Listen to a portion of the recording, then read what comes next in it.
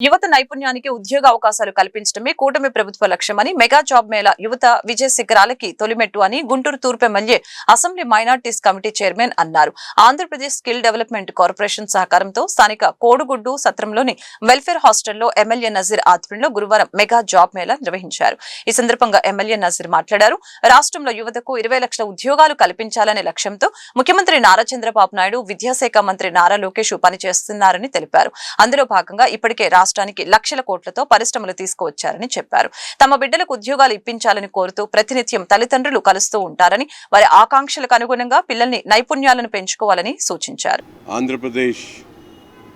లో కూటమి ప్రభుత్వం ఏర్పడినటువంటి ఈ 2 సంవత్సరాల కాలంలో ఆనాడు ప్రతిపక్షంలో ఉన్నప్పుడు నారా లోకేష్ గారు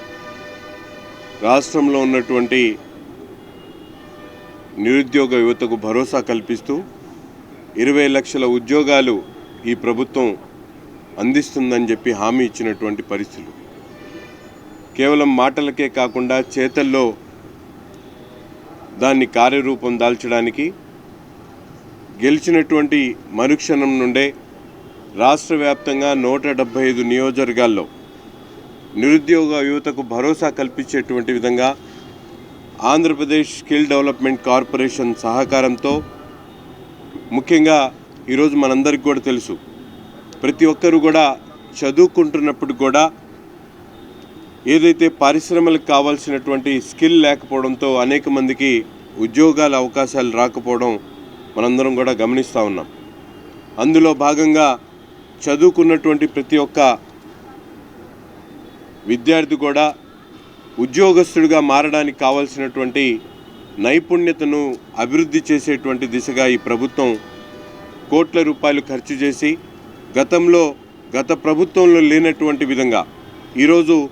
విద్య మాత్రమే కాకుండా నైపుణ్యతను జోడించి వాళ్ళను ఉద్యోగస్తులుగా, వ్యాపారస్తులుగా మార్చేటువంటి ప్రయత్నాన్ని ఈ ప్రభుత్వం ముందుకు తీసుకుని వెళ్తూ ఉంది. ఒక ప్రక్కన ప్రభుత్వ ఉద్యోగాలు గతంలో మెగా డిఎస్సి పేరుతో దగా చేసినటువంటి ప్రభుత్వాలుంటే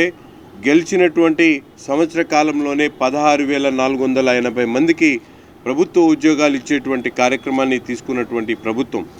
ప్రైవేట్ ఉద్యోగాలను కూడా ఈ రాష్ట్రంలో పెద్ద ఎత్తున తీసుకుని వచ్చేటువంటి క్రమంలో ఒక పక్కన 23 లక్షల కోట్ల రూపాయల పెట్టుబడుల్ని గతంలో ఎప్పుడు ఆలోచించినటువంటి విధంగా గూగుల్ లాంటి సంస్థలు మన రాష్ట్రంలోకి వచ్చి లక్షల కోట్ల రూపాయల పెట్టుబడులు పెట్టేటువంటి కార్యక్రమం, ఒక పక్కన ఆతిథ్య రంగం కానీ,